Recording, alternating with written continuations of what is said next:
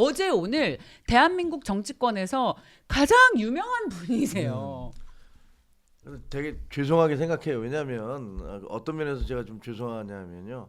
사실 지금 민주당이 약간 위기잖아요.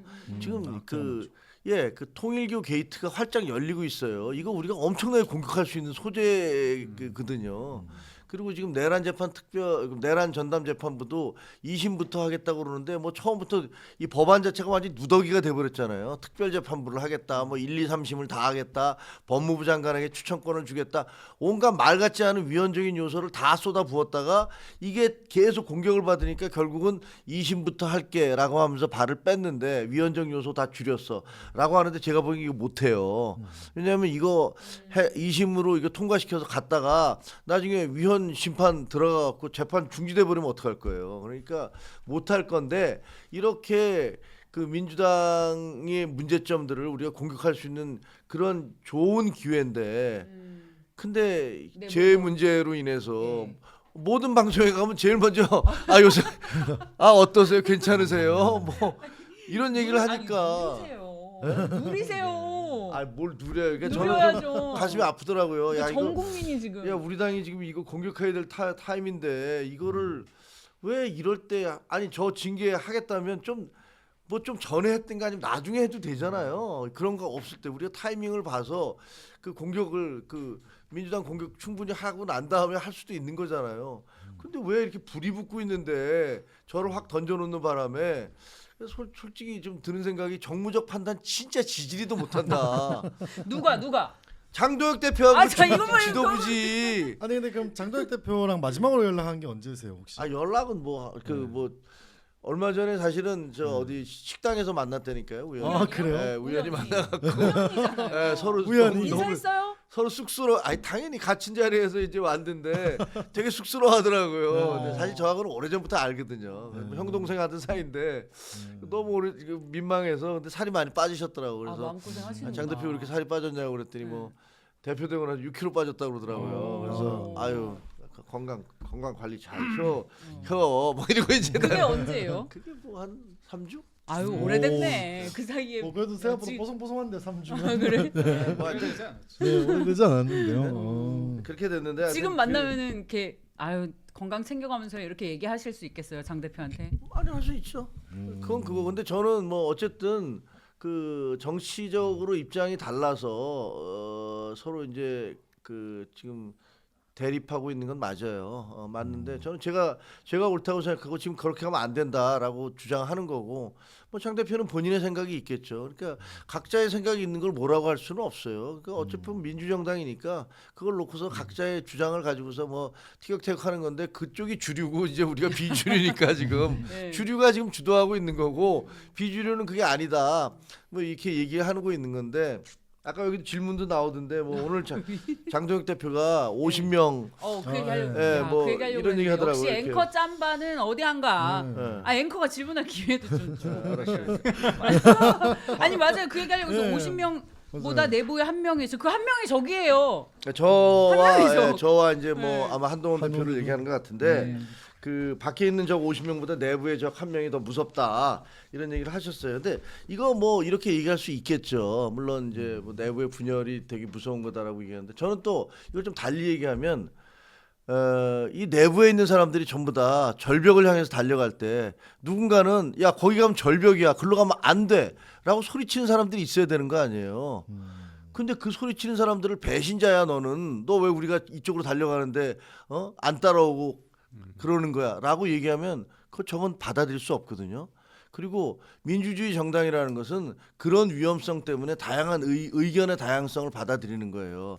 그래서 이 사람의 의견 저런 사람의 어떤 상황을 이렇게도 보고 저렇게도 보고 왜냐하면 사실 어디에 진실이 있는지는 참 어려워요. 정치적으로 무엇이 지금 타이밍에 딱 맞는 것일까를 그걸 참 찾아내기는 어려운 거예요. 그러니까 의견의 다양성 속에서 이 여러 가지 그 모색을 해보는 건데 지금 이렇게 얘기하면 우리 내부에서는 어떠한 이견도 없어야 되고 우리는 다 같이 똑같은 목소리만 내야 된다.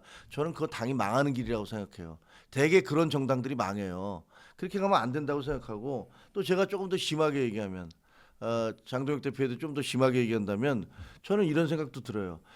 그 제가 옛날에 기자들 후배들한테 이런 얘기 많이 했어요. 야, 아무리 똑똑한 기자 10명이라도 멍청한 부장 1명을 이길 수 없어. 그리고 네. 아무리 그 기자들과 부장이 똑똑해도 편집국장이 미친 짓 하면 그 신문 제대로 나오지 않아.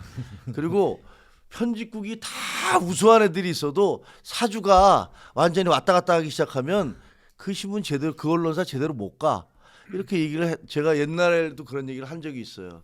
왜냐하면 그게 리더십의 문제예요. 사실은 대통령이 누가 되느냐, 그리고 그 당대표가 누가 되느냐, 그 리더십이 어떤 것이냐에 따라서 그 조직이 굉장히 많이 달라져요. 그런 면에서 본다면 저는 장동혁 대표가 지금 아까도 제가 왜 결정적인 순간에 자꾸만 이렇게 구멍을 뚫느냐, 뭐 죄 사건과 관련해서도 아니 이거 왜 하필이면 지금이야. 나도 미안하다니까요, 진짜. 왜 지금이야? 어쨌든 나도 당인인데. 네네. 그리고 저는 민주당에 대항하는 사람인데 예. 이재명 대표 싫어하는 이재명 대통령 공격하는 사람인데 왜 이러지라는 생각이 드는데 당 대표의 잘못된 그런 판단이나 이런 것들이 당을 굉장히 망가뜨릴 수도 있다라는 그런 걱정을 저는 합니다. 그래서 장동혁 대표한테도 만약에 한다면 그거 생각해야 된다. 본인의 선택이 지금 당을 본인은 제대로 이끌어가고 있다고 주장할 수 있지만 네. 역사적으로 볼 때 이거 굉장히 당신은 잘못된 선택을 하고 있는 것일 수도 예. 있다라는 얘기를 하고 싶어요. 자, 그럼 무능한 장부장론을 들고 나오신 우리 김종혁 최고의 얘기를 아니, 들으면서 무능한 장부장론. 아니 그러니까 뭐 왜 이렇게 평가를? 알잖아요. 기자들은 원래 제목을 잘 뽑아야 됩니다. 갈라치기 대망. 아 진짜 갈라치기 대망이네. 아시면서 왜 그러세요? 아니까 말하잖아. 그 얘기를 들으면서 우리 김기흥 대변인께서 물을 계속 들이마시셨습니다. 물씨- 얼마나 목이 탁해서 아니, 물- 인증 패널한테 얘기 좀 들어보세요. 아니, 미인증 패널과 인증 패널. 아니 진짜 아니 왜냐면 사실 되게 곤란하실 거예요. 당의 대변인이시기 때문에 지금 이 자리도 불편하실 거고 뭐 어쨌든 그래서 저희가 되게 어려운 자리에 모셨습니다. 아니 그냥 오고 나서 그냥 알려줘놓고서. 아니 근데 예. 저는 그 우리 선배께서 말씀하신 것처럼 왜 지금 타이밍이냐 그 부분에 대해서 동의하는 부분이 있습니다. 이제 장동혁 대표가 시간 타임을 봤을 때 지금 왜 해야 되느냐 아니면 독립적으로 당무감사 쪽에서 한 거느냐 뭐 여러 가지 의견은 있을 수 있습니다. 근데 장동혁 대표가 얘기를 한다고 하더라도 영향을 받았다고 생각하는 게 이제 다수인 것 같긴 해요. 근데 저는 이제 우리 선배 말씀 중에서 하나 공감하는 건 뭐냐면 싸워야 될 때 뭔가 이렇게 이견이 표출되는 부분에 있어서 좀 아쉬운 면이 저는 되려 어떻게 보면 계엄 전에 그러니까 작년에 그 한동훈 체제 이때 그 전력과 그 어떻게 보면 뭐랄까요 그 캐파로 좀 더 민주당과 이재명에 대해서 싸웠으면 하는 마음이 있는데 저희 입장은 이거예요. 그러니까 어떤 사안을 바라보는 건 이견이 있을 수 있습니다. 이견은 있을 수 있고 이게 다 잘 되는 방향이지만 방법론이 다를 수 있는데 한편으로는 이거죠. 제가 패널 하면서 가장 안타까운 건 뭐였냐면 저도 이제 국민의힘 패널로 나갔는데 내부적으로 좋은 취지로 이견을 얘기하고 또 어떻게 보면 건전한 비판이지만 그게 상대한테는 우리를 공격하는 빌미가 될 수 있거든요. 현실적으로 우리가 좀 맥이 빠진다는 게 뭐냐면 아니 내부에서는 그게 문제라고 하는데 이겁니다. 그래서 우리 김종혁 최고께서 하신 말씀 중에서 저는 장동혁 대표에 대해서 비판하는 건 저는 문제 삼지 않습니다. 왜냐하면 저는 대통령도 그렇고 그리고 당대표도 그렇고 비판할 수 있다고 봐요. 근데 당원과 당에 대해서 말씀하신 것 중에 제가 조금 이해가 안 되는 게 무슨 표현이 있냐면 극우와 사이비 교주 명령을 받아서 우리 당에 입당한 사람들이라는 이 표현을 하신 부분에 대해서는 좀 전 달리 생각하거든요. 왜냐 당원이라는 사람들은 굉장히 다양합니다. 계엄에 대한 생각, 탄핵에 대한 생각 되게 다양한데 물론 이제 우리 김종혁 최고께서 생각하시는 어떤 상이 있죠. 그렇지만 거리에서 나가고 광장에서 나가서 그렇게 탄핵에 반대했던 사람들이 단일한 생각 때문에 나간 건 아니에요. 되게 다 다양합니다. 그런데 그걸 하나의 범주로서 용어로서 그렇게 말씀을 하셨을 때 느끼는 그런 부분이 있고 또 하나는 뭐냐면 한동훈 전 대표 체제에 대해서 사람들이 그 민심과 당심이 63%라는 진짜 어떻게 보면 과반 이상이 지지를 했던 건 어떤 의미냐면 윤석열 당시 대통령에 대해서 가장 잘 아는 사람이 한동훈 당시 후보였다고 본인도 그렇게 얘기했어요. 내가 잘 안다. 그런데 결과론적으로 잘했다 못했다 누구 탓 떠나서 결과론적으로 너무 안 좋게 됐습니다. 그런데 지금 오늘도 이제 한동훈 대표께서 업어 키웠다는 말씀에 뭐 개똥 같다 그런 표현을 하셨잖아요. 저는 굳이 그 표현을 왜 그렇게까지 해야 되느냐. 그러니까 이게 사람은 정서적, 그러니까 감정의 동물이거든요. 그러면 윤에 대한 입장이 다양할 수 있습니다. 무자를 수지 딱 되는 게 아니에요. 그런데 저는 정치인은 내 말이 어떻게 표현되고 해석되느냐에 대해서 굉장히 그런 것까지 신경을 써야 된다고 봐요.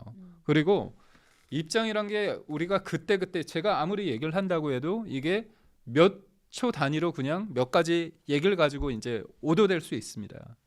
그러니까 그런 부분에 있어서 좀 더 지금 생각을 같이 하지 못하는 사람들의 어떤 마음을 좀 담아서 했었으면 좋겠고 저 또한 제가 지금 우리 김정혁 최고께서 말씀하신 발언도 일정 부분만 제가 잘라서 얘기했잖아요. 그렇기 때문에 제가 오해를 했을 수도 있습니다. 그래서 그런 말씀을 드리고 싶어요. 근데 이제 저 충분히 이해는 돼요. 저는 이해는 되는데 사실 저는 제가 이제 극우라든가 사이비 교주 신천지에 의해서 명령을 받고 들어온 분들이 있다. 이거 당이 이런 사람들에 대해서 오염되면 안 된다라고 얘기를 했던 거예요. 근데 저는 그 생각은 지금도 변함이 없어요. 왜냐하면 지난번에 당 대표 경선할 때 보셨을 거예요.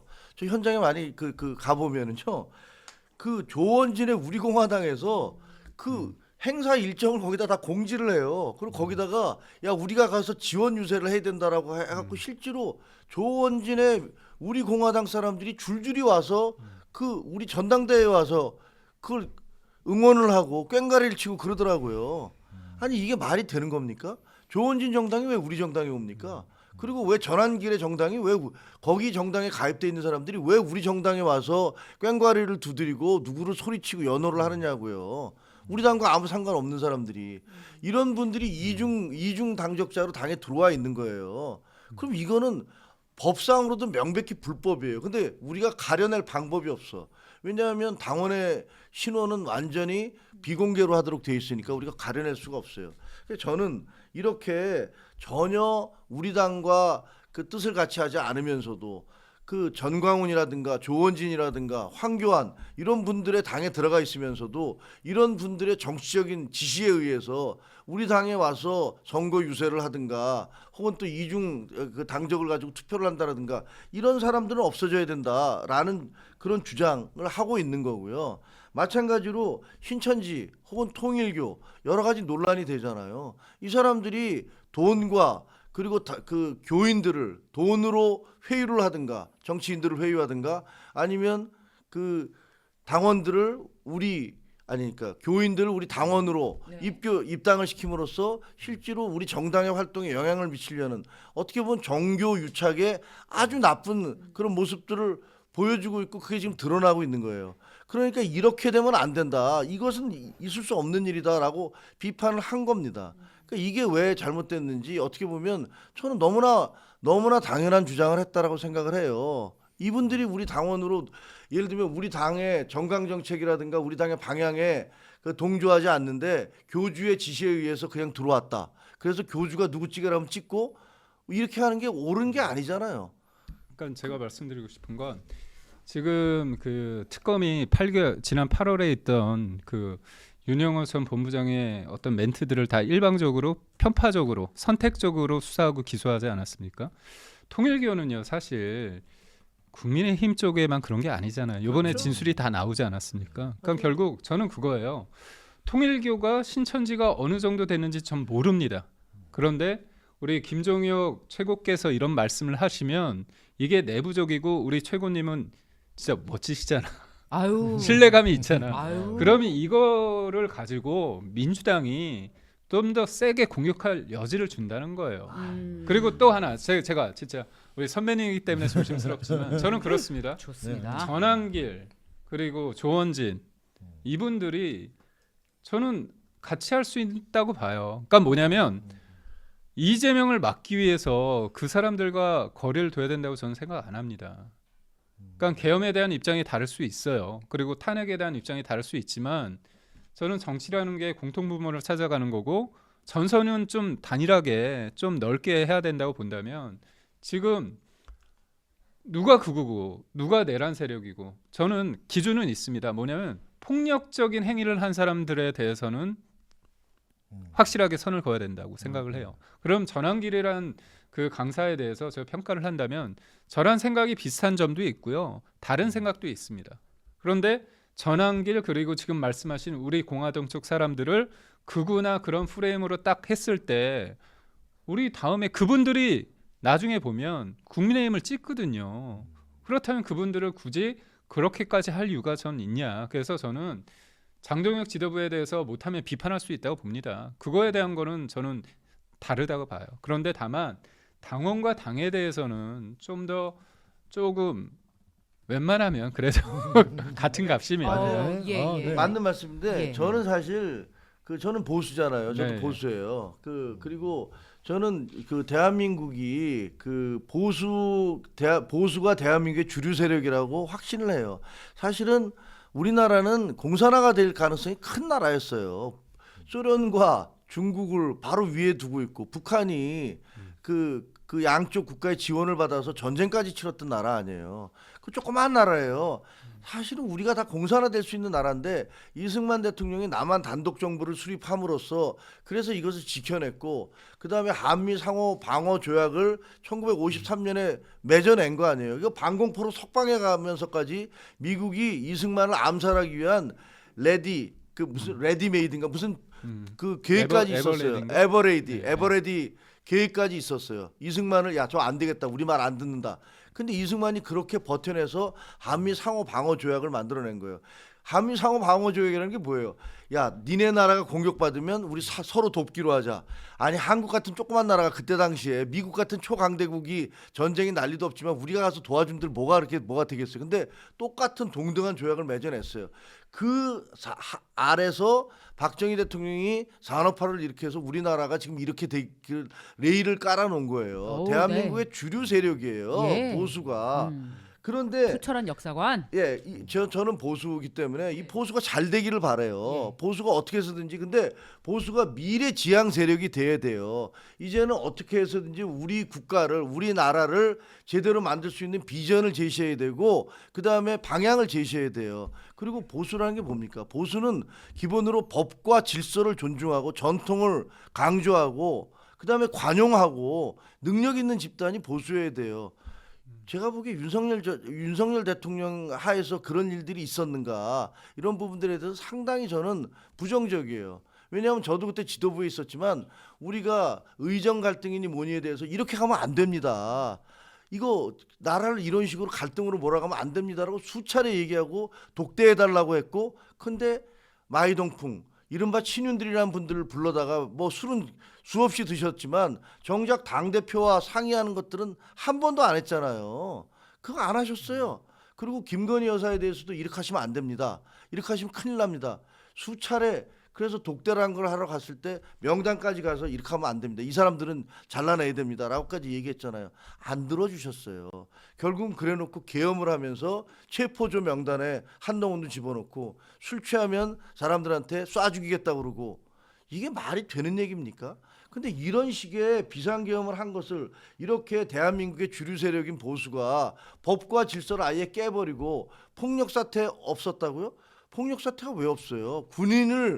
군인을 지금 거기다가 국회의사당에 투입한 거 그 폭력 사태예요. 정관위에 보낸 것도 무장병력을 보낸 것도 폭력 사태예요. 실탄을 한 발도 안 가져갔다. 50만 발인가 나중에 가져갔다는 게 확인됐잖아요. 그리고 저는 그때 현장에 있었어요. 그때 불 끄라고 그랬었잖아요. 만약에 국회가 그때 아래는 껐어. 제일 지하층은 끄려고 해서 껐다라는 걸로 알고 있어요. 근데 만약에 그때 아래에서 불을 껐을 때 그 의사당 전체가 꺼졌다면 그때 진짜 유혈사태 났습니다. 왜냐하면 로텐더 홀 그 2층에 다 대리석이거든요. 수백 명이 바글바글했어요. 만약에 거기서 불이 꺼지고 군인이 섬광탄을 쏘면서 들어왔으면요, 그 위에 있는 사람들 떨어져서 어마어마한 유혈 사태가 났을 거예요. 그런 위험성 저는 현장에서 다 목격을 했어요. 그러면서 아니 도대체 미치지 않은 다음에 어떻게 국회에 저렇게 무장 군인을 병력을 투입하느냐. 제가 현장으로 목격했기 때문에 이거는 말이 안 되는 짓이다라고 생각하고 여기에 대한 책임은 대통령이 아니라 누구라도 대통령 할아버지가 됐어도 불법 행위를 하면 책임을 져야 돼요. 이거는 우리가 이재명 지금 현재 대통령에 대해서 그 과거에 당신 말이야 그 범법자 아니냐 거기에 책임을 져라라고 그렇게 공격을 했던 것과 똑같은 논리예요. 저는 모르겠습니다. 지금도 똑같은 생각을 하고 있는데 이거는 윤석열 대통령은 넘어야 될 선, 넘어서는 안 될 선을 이미 넘어 버렸어요. 넘어 버렸고 거기에 대한 책임을 져야 돼요. 이거는 비상계엄은 잘못된 것이지만 처음에는 또 비상계엄도 나중에 계엄령이니까 잘 됐다고 주장을 했었지. 비상계엄은 잘못된 거지만 탄핵을 안 하고 버텼으면 이재명이가 대통령 되는 건 막았을 거 아니냐. 그게 지금 현재 이제 강성 우파 윤호개인 분들의 주장이에요. 논리적으로 전혀 말이 안 되는 얘기예요. 그거는 그때 당시에 저도 현장에 있었고 그 탄핵 투표할 때 지도부로서 계속 옆에서 봤지만 폭동일보 직전이었어요. 폭동일보 직전이었고 윤석열 대통령 본인이 대국민 앞에서 담화 발표하면서 내가 물러나겠다라고 얘기했어요. 근데 주진우 의원과 박정아 의원이 찾아갔더니 알았어, 야 내가 물러갈게. 거기다 사인해갖고 내일 내가 발표할게. 그래서 12월 7일 날 아침에 대국민 발표했던 거 아닙니까? 그래놓고 5일 뒤에 갑자기 나타나서 나 그거 다 취소. 그리고 헌법재판소가 됐든 그리고 그냥 일반 재판이 됐든 내가 받아볼게. 그러면 그걸 받아보는 게 맞죠. 그 행위에 대해서 헌법재판소가 어떻게 판단하는지 받아봐야죠. 아니 내가 음주운전을 하다 걸렸는데 아무것도 없는 걸 어떻게 합니까? 그거는 책임을 져야 되는 거잖아요. 그래서 거기서 굉장히 갈리는 것 같아요. 그러니까 똑같은 이게 민주당에 대해서 반대하고 이재명을 공격하고 하는 건 다 똑같은데 그 기준을 어디로 둘 것이냐. 그러면 저 사람을 막기 위해서는 우리 쪽에서는 한 것은 무슨 짓을 해도 우리는 괜찮은 거냐. 이건 덮어줘야 되는 거냐. 저는 그렇게 생각하지 않아요. 그거는 우리 보수가 지향하는 가치가 아니에요.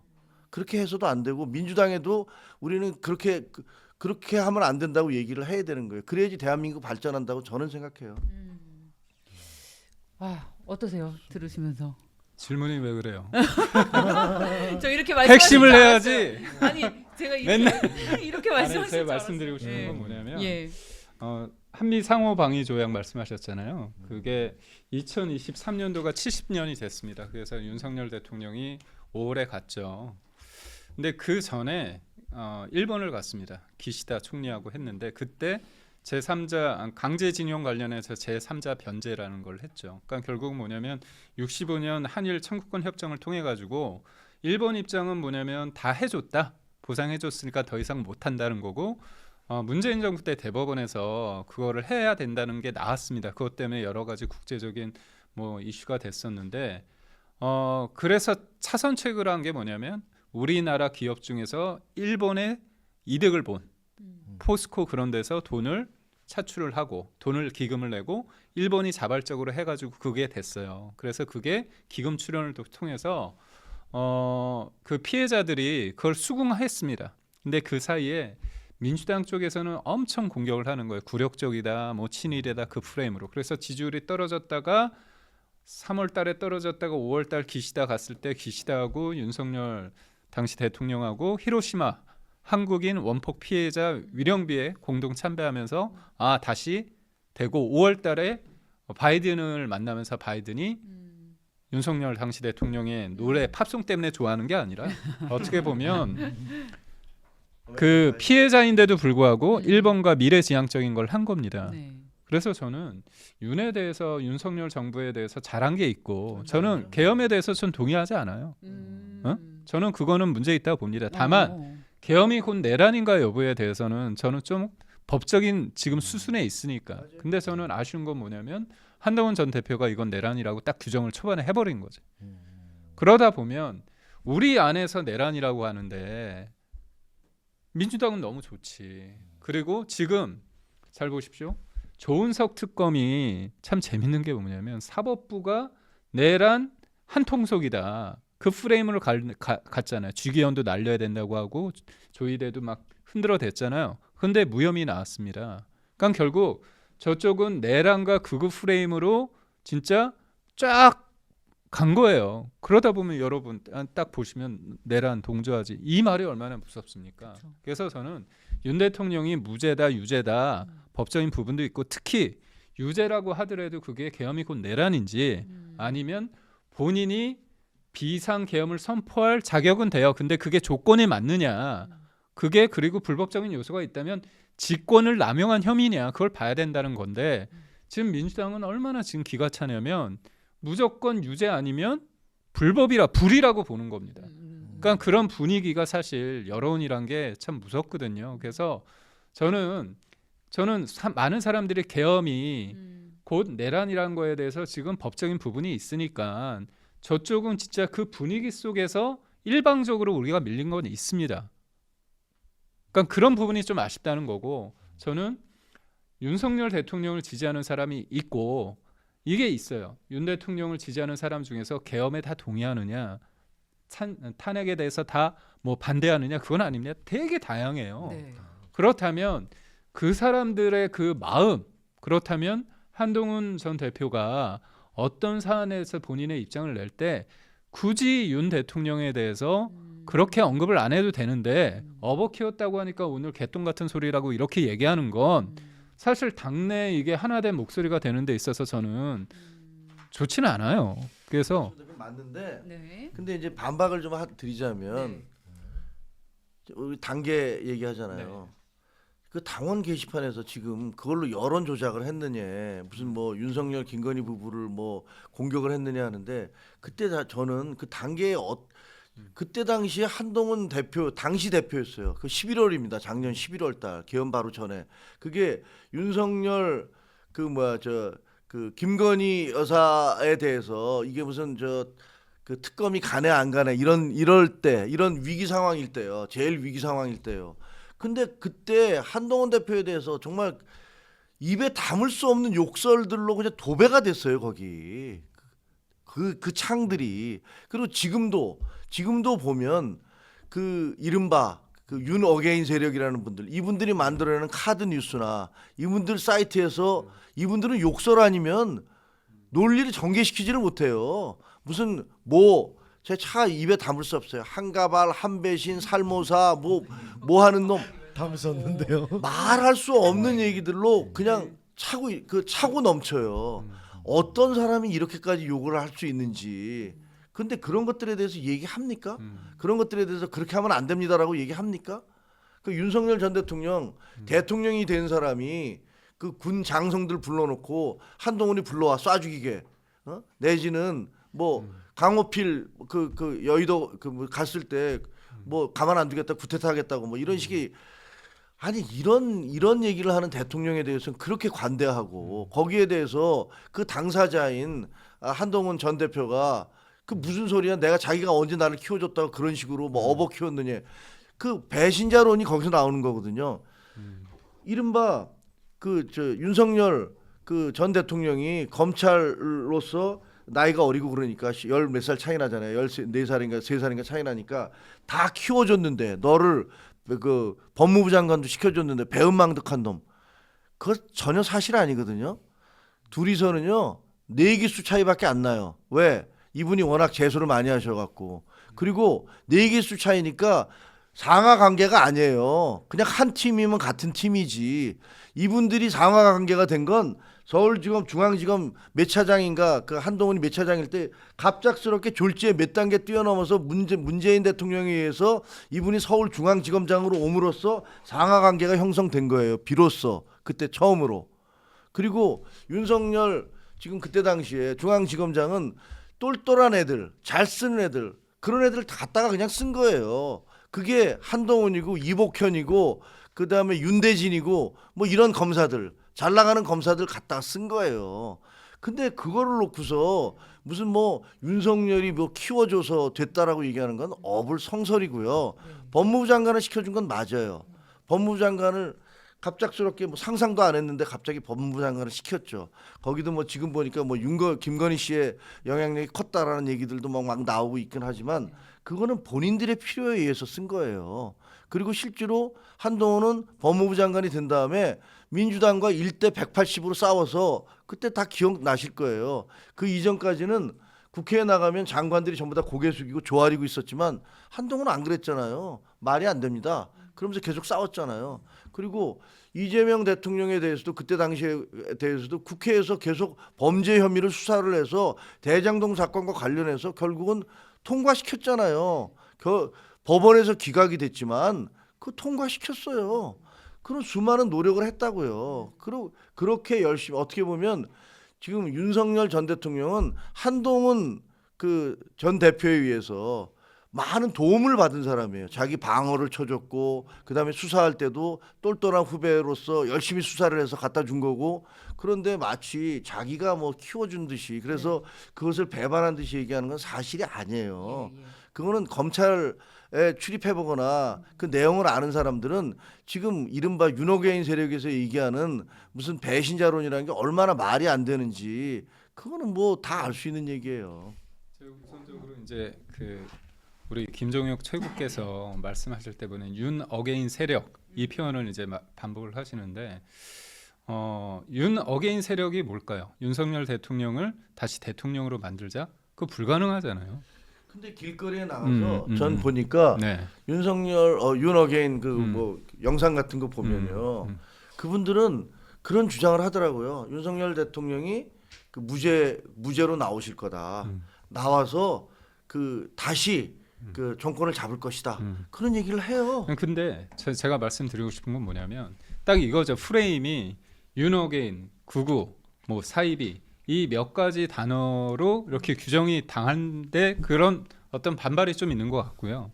저는 한동훈 전 대표의 어떤 당원 게시판 관련해서 저는 그래요. 저 보면 댓글 보면 저한테 욕하는 사람 있고 또 우리 김 최고위원님 관련해서 또 저희 좋지 않은 댓글이 있습니다.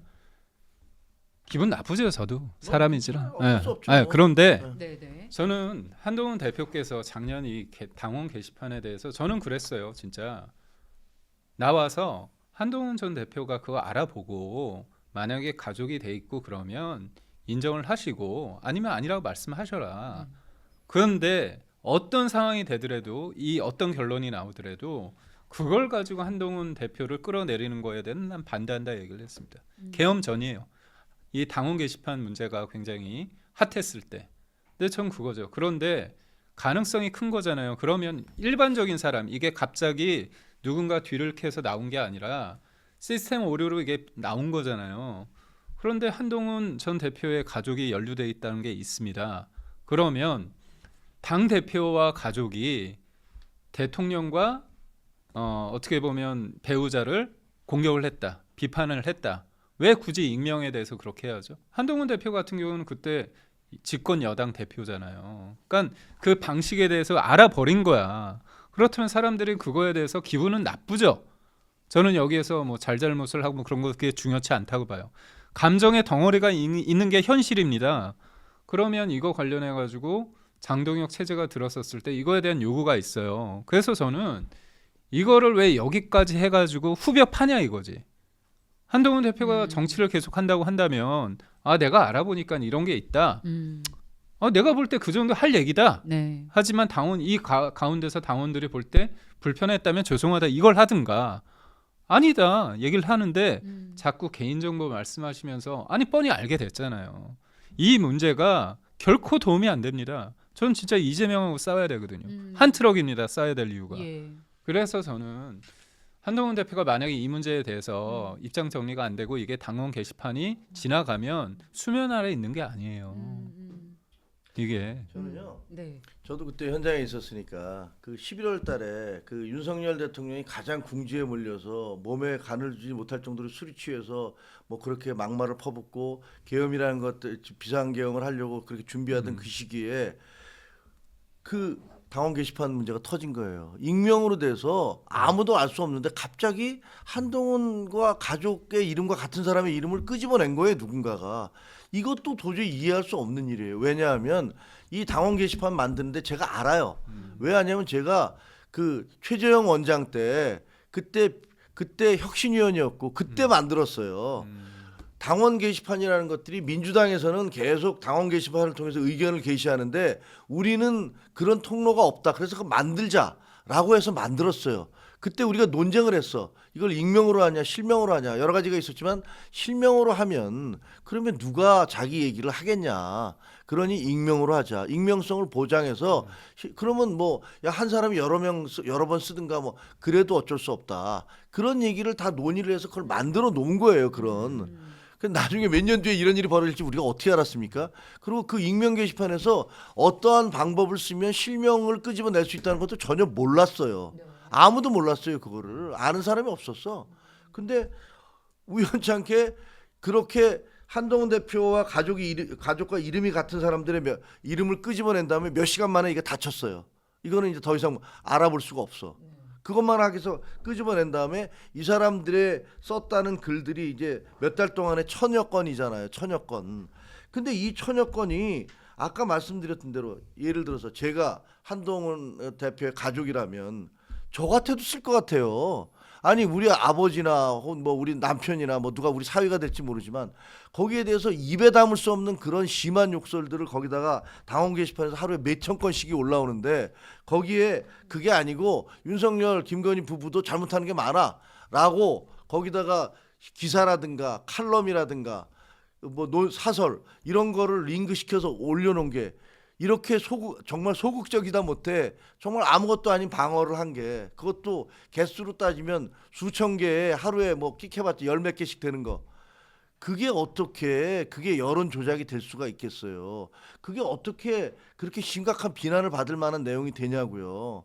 그리고 그때 당시에 그게 터졌을 때 이른바 그 강성우파라는 사람들이 새빨간 거짓말을 했어요. 거기다가 한동훈이가 김건희 목에다가 개 목걸이를 걸어서 끌고 다녀야 된다는 걸 한동훈이 썼다. 나중에 알고 보니까 한동훈이라는 사람이 똑같은 이름인데 30대 뭐 젊은 사람이었고 한동훈 대표는 거기 들어가 있지도 않고 저도 안 들어가 있거든요, 사실. 그렇다는 거 아닙니까? 그리고 그걸로 해서 무슨 완전한 여론 조작을 해서 거기다가 그 글을 올리면 거기에 따라서 한동훈계의 스피커들이 언론에 나가서 그걸 따라서 얘기를 했다. 말도 안 되는 얘기거든요. 이런 식으로 새빨간 거짓말로 사람들을 선동을 했어요. 그랬는데 그때 주진우 그 법률위원장이 1000몇 건을 자기가 다 읽어봤다. 아무것도 문제가 되는 게 없다. 내용상 아무것도 문제가 되는 거 없다. 심지어는 그때 당시에 장동혁 대표 수석 최고위원 방송마다 나가서 뭐라고 그랬어요. 이거는 한동훈을 몰아내려는 음모다. 얘기했었죠, 당시에. 그렇게 계속 주장했잖아요. 그리고 경찰에서 내사 종결했어요. 아무 문제가 법률적으로 문제가 될 게 아무것도 없다. 그렇게 종결이 됐는데 갑자기 1년이 지난 다음에 그게 다시 문제라고 그래요. 누가 그걸 문제라고 그래요? 그게 왜 문제가 되는 겁니까? 그리고 김건희, 윤석열 이 부분은 지금 비상계엄과 그다음에 무슨 뇌물 뭐인지 뭔지 모르지만 하여튼 이런 걸로 해서 지금 구속돼서 재판받고 있고 우리 당원도 아니에요.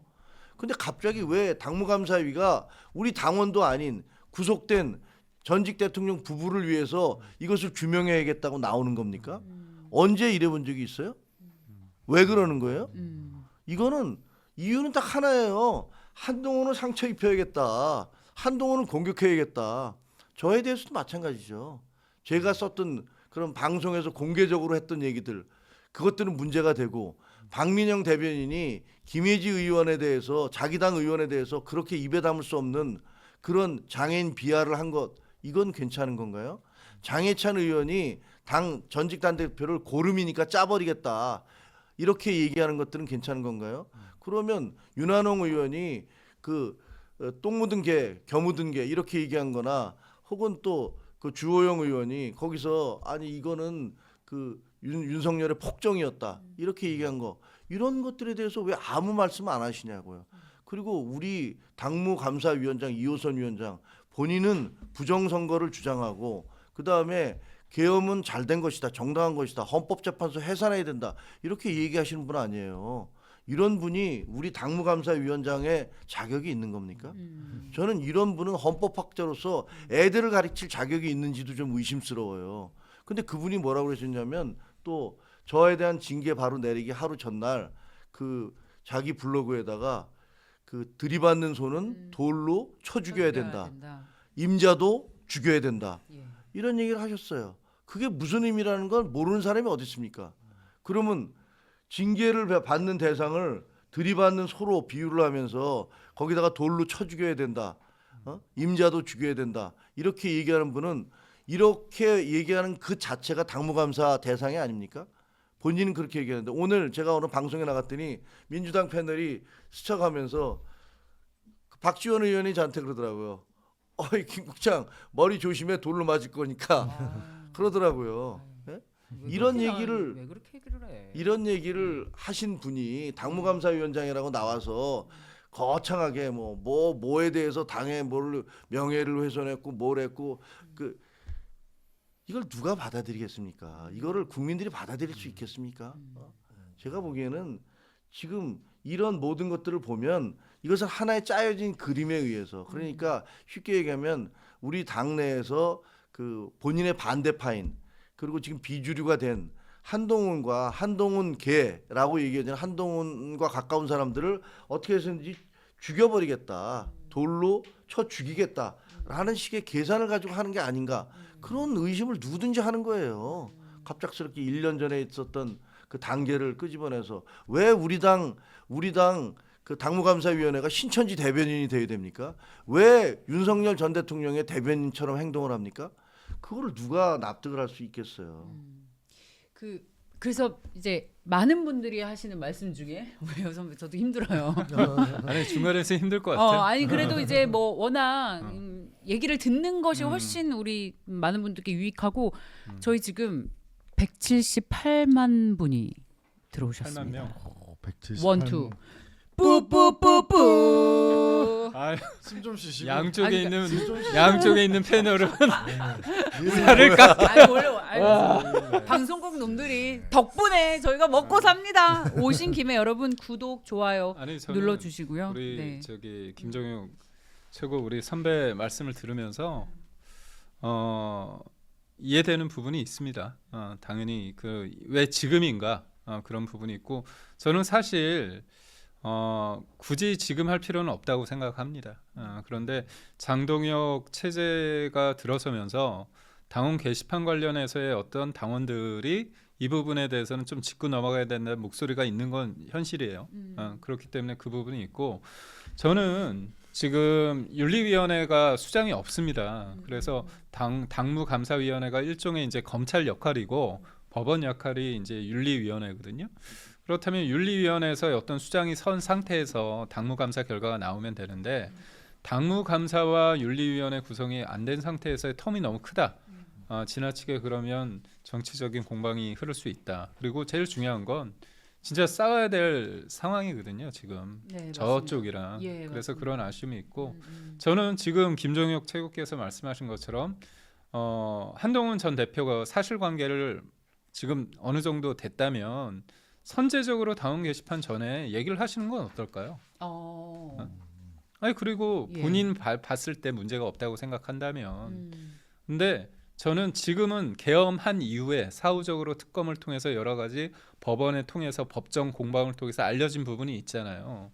하지만 그 당시에 지금 나온 것들이 이게 팩트인지 안 팩트인지는 저는 아직 모르겠지만 진술에 의한 거니까. 근데 한동훈 전 대표 가족이 그만큼의 분노를 느껴서 그렇게 써야 되는 상황이었다? 그렇다면 그건 문제가 있는 거죠. 그러니까 누구의 문제냐를 차치하고 네. 그래서 어떻게 보면 대통령과 당대표의 관계가 진짜 안 좋았다 그런 생각을 하고 뭐 소소한 거지만 좀 안타까운 게 뭐냐면 대통령이 총선 지고 나서 한동훈 당시 대표에게 밥을 먹자고 했습니다. 밥을 먹자고 했습니다. 공개적으로 밥을 먹자고 했었어요. 그런데 한동훈 대표가 그때 당직자들이랑 밥을 먹고 사진 찍은 게 나왔어요. 그 이후에도 기자 질의를 통해서 뭐 했더니 대통령이 이제 진심인지 아닌지 모르지만 뭐 만날 수 있다 했는데 끝내 밥을 먹지 않았어요. 그때 제가 아쉬웠죠, 되게 패널 하면서도. 그러니까 일정 부분 대통령이 잘하고 못하고를 떠나서 대통령이잖아요. 그러면 그런 상황에 대해서 일종의 제스처를 취했는데 한동훈 대표가 그거 응하지 않고 당직자들과 그렇게 사진을 찍고 그랬다면 대놓고 안 간다는 거잖아요. 그때 아마 몸이 안 좋다고 얘기했나? 그런 게 있습니다. 그러니까 결국은 좀 더 원칙이란 게 존재할 수 있겠죠. 그리고 대통령 입장에서는 한동훈 대표를 대표로서 봤냐, 아니면 자기가 총장 있을 때 그런 밑에 있던 3차장으로 봤느냐. 물론 당대표로 봐야죠. 근데 그러지 못했다는 거는 대통령에 대한 비판도 있어야 되겠지만 대승적으로 봤을 때 좀 일정 부분 맞춰야 될 부분도 있지 않았을까. 그러니까 그런 것들이 좀 쌓였다고 보고 저는 윤이라는 사람에 대해서 일면식이 전혀 없습니다. 원래 저는 KBS 기자 하다가 제안이 와서 다 때려치고 나갔습니다. 그런데 한동훈 대표 지금 말씀하시지만 뭐 대통령한테 뭐 받은 거 없다. 받은 게 있죠. 왜 없습니까? 그렇다면 제3자가 봤을 때 한동훈 대표가 대통령에서 그렇게 하는 게 아무리 팩트를 근거로 얘기한다고 해도 꼭 그렇게까지 해야 될 필요가 있느냐에 대한 정서적인 게 있어요. 저는 그것들을 좀 한동훈 대표가, 지금 대통령은 계엄을 했기 때문에 파면 당했습니다. 재판 받고 있습니다. 굳이 우리가 얘기 안 해도 법적인 판단을 구해서 유죄가 나오든 무죄가 나오든 유죄가 내란일지 아니면 직권남용일지 봐야 되는 겁니다. 그래서 저는 이런 상황 속에서 대통령에 대한 얘기, 그다음에 김건희 여사에 대한 얘기, 그리고 또 저는 배현진 의원이 김건희 여사 관련해서 또 여러 가지 얘기를 했을 때 그게 과연 우리 당내 사람들한테 무슨 좋은 의미가 있을까?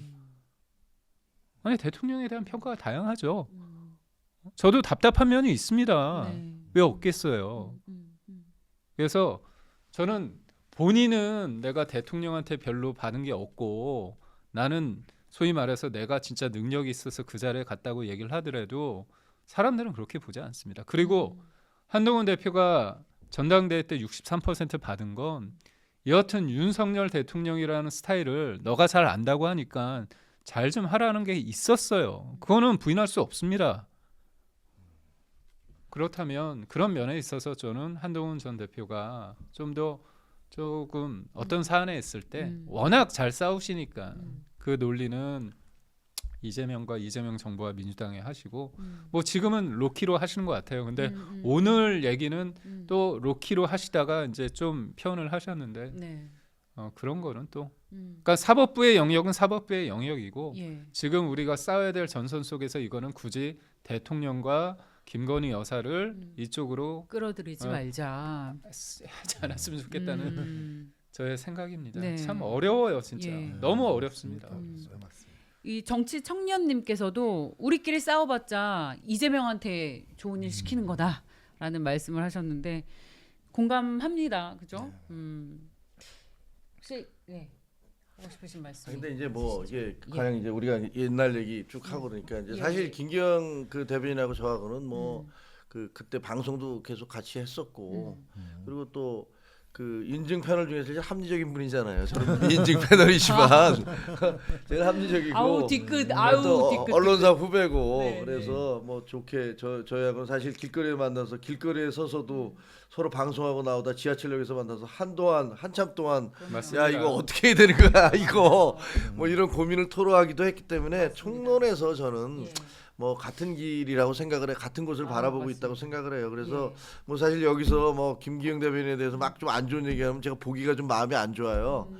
그런데 그 분명한 건 있어요. 사실 윤석열 대통령은 잘못한 게 너무 많아요. 총선도 망쳐놨어요. 그 총선도 그 쉽게 얘기하면은 그 여사의 그 백부터 시작해서 파우치인가 받는 거 2월 달부터 시작해서 우리 다 선거에 나가 봤으니까 우리가 서울에서 20% 포인트까지 앞서 있었어요. 한동훈 대표가 비상대책위원장으로 하면서 막 기세를 올릴 때. 근데 2월 달부터 시작해서 이게 곤두박질시기 시작했어요. 그리고 뭐 런종섭 호주 대사하고 회칼 뭐 이 얘기 나오고 대파 소동 나오고 그다음에 결정적으로 의정 갈등 200명 그게 나오면서 선거가 완전히 망했어요. 저는 그때 당시에 제가 일산에 사니까 백성역에서 백마역에서 아래층에서 이렇게 쭉 사람들이 올라와요. 계단을 타고 에스컬레이터 타고 엘리베이터로 올라와서 2층에서 촥 올라옵니다. 그럼 이제 여기 서서 계속 명함 나누면서 인사하잖아요. 근데 2월 전까지만 해도 많은 사람들이 와서 뭐 악수하고 사진도 찍고 뭐 이랬었어요. 2월부터 시작해서 점점점 분위기가 쌓여지기 시작하더니 3월 되니까요. 이렇게 서 있는데 사람들이 와 올라와서 홍해가 갈라지듯이 쫙 갈라져요. 오. 가운데 놔두고 오. 저를 가운데 놔두고 그러면서 지나가면서 오. 뭐 제 손가락 욕하는 거 있잖아요. 뭐 오. 이거 하고 이거는 뭐 양반이에요. 양반이고 어. 그러니까 눈을 안 마주쳐요. 어. 그래서 제가 그때 딱 그걸 느꼈어요. 야 이거는 민심을 뭐 여론조사로 본다고 그러더니 민심이 그냥 눈에 보이는구나. 그 선거 과정에서 만난 의사들의 하소연 여러 번 봤어요. 4월 1일 날 대통령한테 그때 한동훈 대표가 부산에 가 있었어요. 근데 그때 밤에 그게 왔더래요. 네. 내일 4월 1일 날 네. 대통령이 그 담화한다고.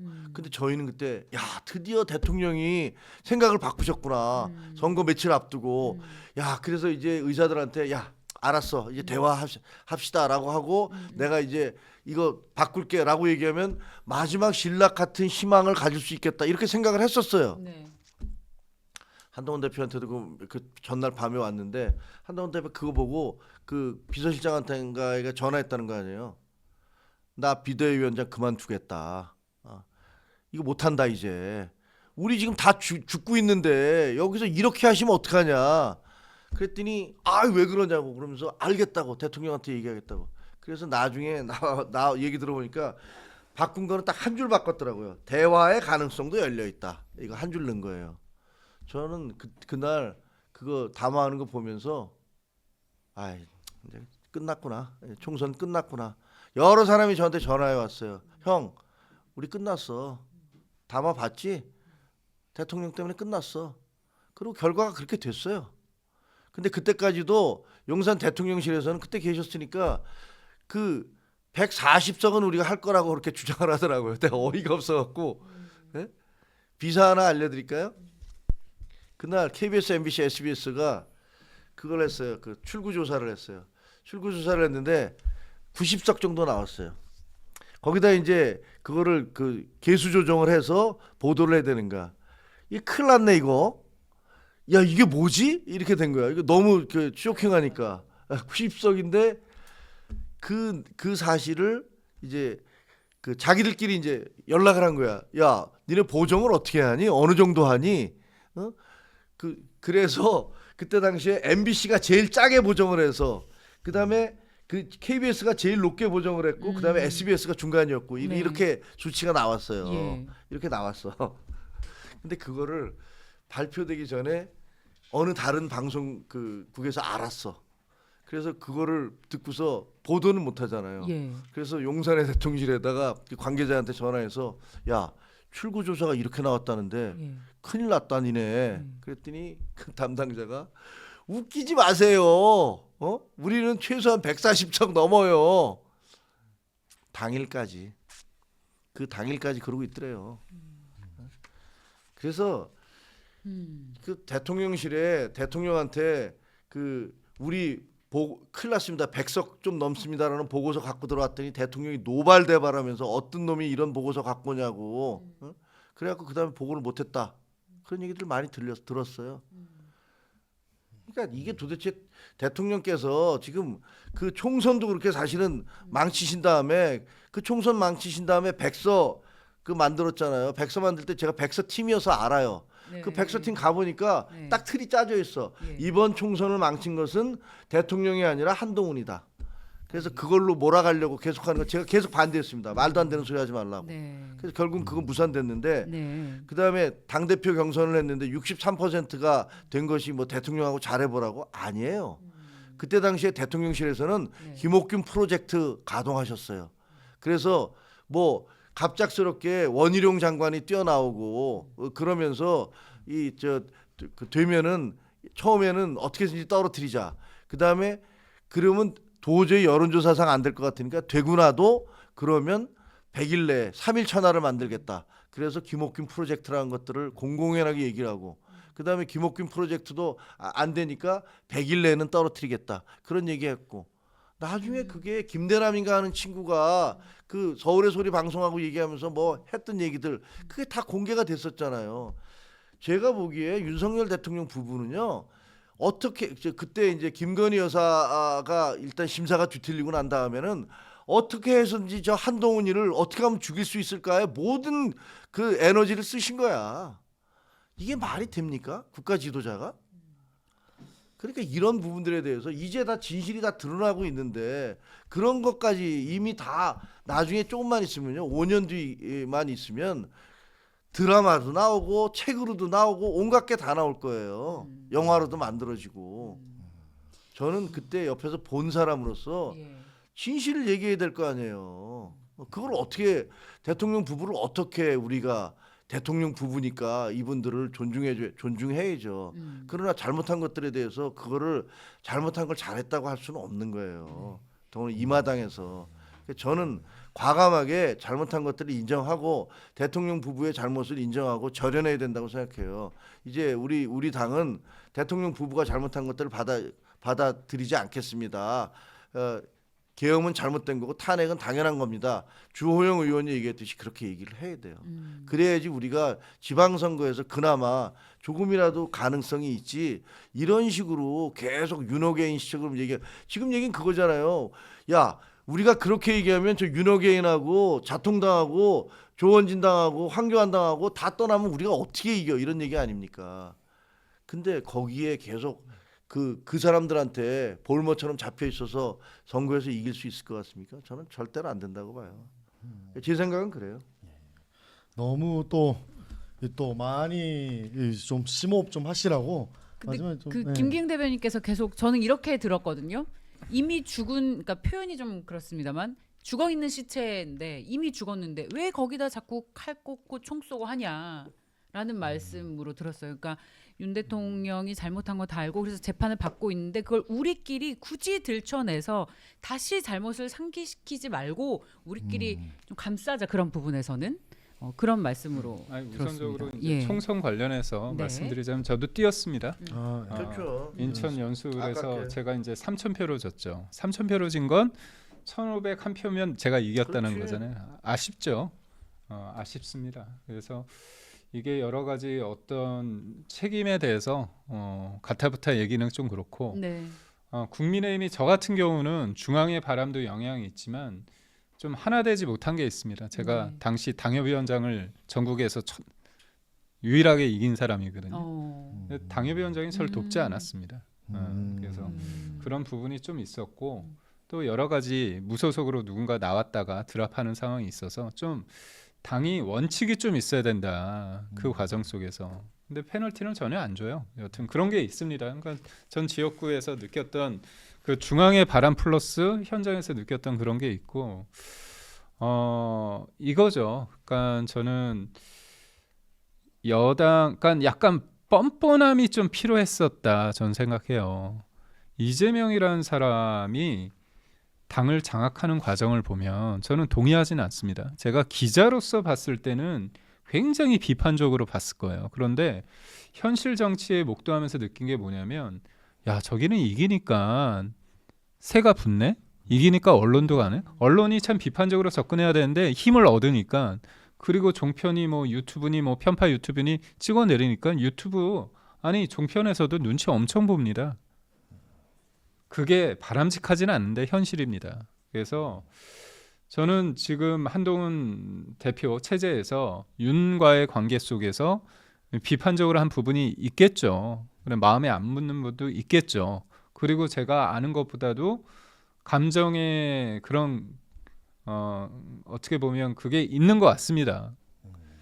그러다 보니까 저는 이견을 제시하는 방식 중에서 하나 좀 아쉬운 게 뭐냐면 그냥 만나서 조금 물론 전제는 있죠. 여러 번 했는데 워낙 안 되니까 언론을 통해서 알려지는 부분이 있다고 하는데 제가 대통령실에 있을 때 느낌은 뭐냐면 만나서 얘기할 수 있는 걸 꼭 언론을 통해서 이렇게 불거져 오는 게 부분이 좀 있더라고요. 그래서 왜 그럴까? 그리고 제가 말씀드린 거는 한동훈 전 대표에 대해서 사람들이 원했던 거는 여튼 대통령과의 관계가 있으니까 원희룡 장관보다 뭐 예를 들어서 그 다음에 그 누가 또 나왔죠? 그 다른 사람보다는 여튼 과거에 같이 한 부분이 공통부모가 있기 때문에 난제를 풀어가는 방식에 있어서 그럴 줄 알았는데 한 윤석열 전 대통령도 그렇고 한동훈 전 대표도 소위 말해서 두 분 다 정치력이라는 부분에 대해서 능력을 발휘하지 못했다. 그런 부분이 좀 있는 것 같아요. 그러니까 예를 들어서 민주당이 지금 제정신은 아니잖아요. 생각해 보십시오. 20여 차례 탄핵을 한 적이 어디 있습니까? 대통령이 계엄 선포를 한 날이 그날 사람들이 그날 전화가 왔어요. 저한테 기자들이. 네. 왜냐하면 대통령이 갑자기 대국민 담화를 한다고 했으니까 왜 하냐? 그래서 저는 몰라. 그런데 뭐라고 얘기했냐면 다음 날이 야당이 서울중앙지검장과 감사원장을 탄핵한다고 했습니다. 아 그러면 나는 대통령 입장에서는 2명을 탄핵하는 게 아니라 차라리 날 탄핵해라. 그 얘기를 저는 할 줄 알았었어요. 계엄이 아니라. 그 말은 무슨 이야기냐면 생각보다 지금 그 당시에 민주당은 그냥 정상적인 야당이 아니라 이재명 피고인 이 방탄을 위해서 수단과 방법을 가리지 않고 국가를 무력화시키는 행위를 했습니다. 맞습니다. 그렇다면 대통령이 부족하고 뭐 대통령이 그게 안 맞다고 하더라도 저희 입장에서는 저 대통령실에 근무를 했으니까 좀 더 확실하게 그러니까 법무부 장관 때처럼 좀 쌓아주기를 했는데 이게 있는 것 같아요. 대통령이 권력을 가졌는데 한동훈 대표의 그 어떻게 보면 그 팬심이 강하다 보니까 네. 대통령 입장에서는 네. 의식을 했던 것 같아요. 그러니까 그런 것들이 서로 간에 불신도 있었고 그래서 지나고 나서 네. 복귀하기 때문에 예. 지금 네, 예. 네, 맞습니다. 네. 하여튼 앞으로라도 이게 좀 잘 됐으면 좋겠는데 저는 이제 뭐 어쨌든 징계 대상이 됐고 그리고 뭐 윤리위가 어떻게 될지 모르지만 기본적으로 생각은 그래요. 아까 말씀드린 대로 대한민국의 주류 세계인 보수가 제대로 자리를 잡고 근데 한 가지 분명한 건 지금 같은 상태로는 안 된다. 네. 그래서 우리가 완전히 껍질을 벗고 새로운 보수가 돼야 된다. 보수 어게인이 돼야 된다. 네. 그러면 우리가 민주당을 싸워서 이길 수 있다. 왜냐면 민주당도 진짜 문제 많거든요. 저 진보 아니에요. 무슨 진보가 저렇게 부패한 진보가 세상에 다 있어. 그리고 국제주의가 아니고 완전히 그냥 민족주의에 뭐 어떻게 보면은 되기만 하면 반일 부르짖고 뭐 이런 사람들 아니에요. 그러니까 이게 말이 되는 그 진보의 원래 컨셉과는 전혀 맞지 않아요. 유일하게 그 사람들 보면은요. 보수 저 정책 같은 거 보면 보수의 정책과 다 비슷해. 유일하게 다른 게 뭐냐면 북한에 대한 태도예요. 거기는 약간 종북적이고 그다음에 북한에 대해서 말도 안 되게 그 유화적인 제스처를 쓰고 있는 거잖아요. 대한민국에서 나누는 건 그거밖에 없어요. 근데 그래서 저는 우리가 제대로 껍질을 벗고 그다음에 스스로 개혁하면 그러면 새로운 보수의 시대를 열 수 있다고 생각을 해요. 좋습니다. 그래서 과거에 우리가 주류 세력으로서의 네. 위치를 다시 확보를 할 수 있다고 생각하는데 지금 그래서 지금이 어떻게 보면 그 동이 트기 전에 가장 어두운 시기라고 생각해요. 그리고 그 어두운 시기를 상징하는 인물을 저는 윤석열이라고 생각을 해요. 네.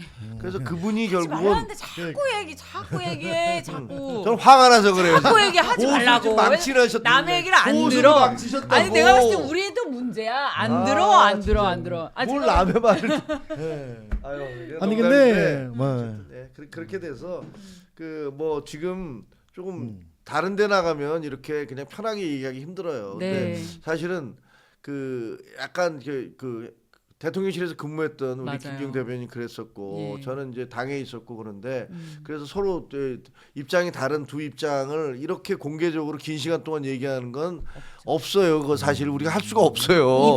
열차라서 가능합니다. 딴 데서 어떻게 이런 걸 시키겠어요. 그럼 다 보면은 야끼리 시키든가 뭐 네. 이렇게 하는데 그래서 사실은 김기영 대변인과 그 이런 얘기도 좀 해보고 싶었는데 이렇게 공개적으로 얘기하니까 저는 마음은 아주 좋습니다. 그리고 네. 뭐 진심이시죠? 네? 진심이시죠? 진심이죠. 불안하시다니 다행입니다. 아니 그 진짜로. 아니 진짜로. 저도 그래요. 네. 저도 사실 이제 방송이란 것들이 보면 그 또 질문에 의해서 또 입장이 또 이게 딱 정해진 멘트 그리고 내 음성이나 그런 억양이 없는 상태에서 활자됐을 때 맞아요. 오해 소지가 있죠. 맞아요. 맞아요. 그런데 이제 우리 김채고 선배 말씀도 쭉 들어보면 그 맥락에서 왜 그렇게 볼 수밖에 없는지, 그리고 저 또한 제가 왜 그 입장에서 그렇게 바라봤는지를 말씀을 드린 거잖아요. 진짜 지금 언론사에서 이런 적은 처음일걸요. 맞아요. 그래서 유튜브나 뭐 방송에서 저도 네. 이렇게 얘기를 좀 처음 처음. 해보는 거기 때문에, 그러니까 결국은 예. 우리가 지향하는 가치라는 게 흔들리지 않는 가치가 있고, 또 단기적으로 봤을 때는 이재명 정부가 진짜 대한민국을 절단내는, 한 사람 살리겠다고 다 거덜내고 있잖아요. 맞습니다. 그렇다면 조금 이 부분에 대해서 좀 집중을 해서 전선을, 그러니까 민주당은 우격 다짐으로 전선을 너무 단순화해. 근데 우리가 매번 당하거든요. 그래서 이 정도 뭐 민주당한테 배울 게 그건지는 모르지만 저는 네. 일종의 뻔뻔함과 예. 그런 프레이밍과 그런 단순화를 좀 배워야 되잖아요. 좋아요. 마지막으로 그거 한번 여쭤보고 싶었어요. 예. 아무래도 아 투표를- 배고파요. 이제 가야 돼. 마지막 투표를 올려뒀는데 아니 그 당명 네, 당명. 바꿔야 할까? 오늘 막 장동혁 이야기가 지도부가 나오더라고요. 당명 개정 검토하기로 했잖아요. 그래서 저희가 설문조사를 했는데 안 바꿔도 된다가 73%, 네. 바꿔야 한다가 27%가 나왔습니다. 네. 뭐 좋은 아이디어 있으세요? 뭐 이거 바꿔야 됩니까? 안 바꿔도 됩니까? 이거 뭐 껍데기를 근데, 바꾼다 예, 하시는데. 껍데기를 바꾸는 거니까 사실은. 예, 저는 그냥 뭐 그 장기적으로는 바꿀 수도 있다고 생각을 하는데, 근데 지금 내부 문제라든가 이런 것들이 정리 안 된 상태에서 이름만 싹 바꿔버리면, 뭐 자유한국당 옛날에 뭐 이름 바꿨었잖아요. 우리가 지금 새누리당, 자유한국당, 미래통합당, 뭐 그 국민의힘 수시로 바꿨잖아요. 몇 년 단위로. 그래서 그게 바꾼다고 뭐 이렇게 달라질까? 뭐 그런 생각이 좀 있어요. 그래서 뭐 포장만 바꾸는 게 아니었으면 좋겠습니다. 바꾸려면 진짜로 완전히 뭔가 좀 달라지는 그런 그 껍질뿐만 아니라 내용물도 좀 달라지는 그런 것들. 그것은 저는 중요한 건 세대 교체라고 생각을 해요. 저도 60대지만 이게 보니까 아유 이거 진짜 세대 교체 안 하면 보수는 못 살겠구나라는 생각이 들어요. 젊은 세대가 좀 많이 했으면 좋겠어요.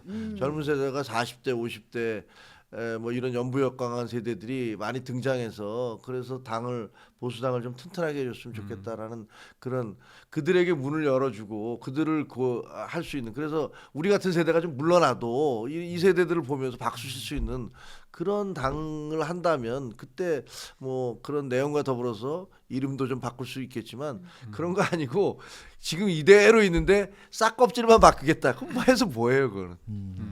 저도 동의하지 않고요. 국민의힘이라는 게 뭐 자부심도 있고 뭐 장단이 있겠지만 보수의 가치를 담는 당명은 아닙니다. 국민의힘은 뭐 진보 쪽에서도 국민의힘 할 수 있는 거잖아요. 맞아요. 예, 그래서 우리의 가치를, 민주당이 뭐 전혀 민주스럽지 않지만 저기는 계속 가져왔거든요.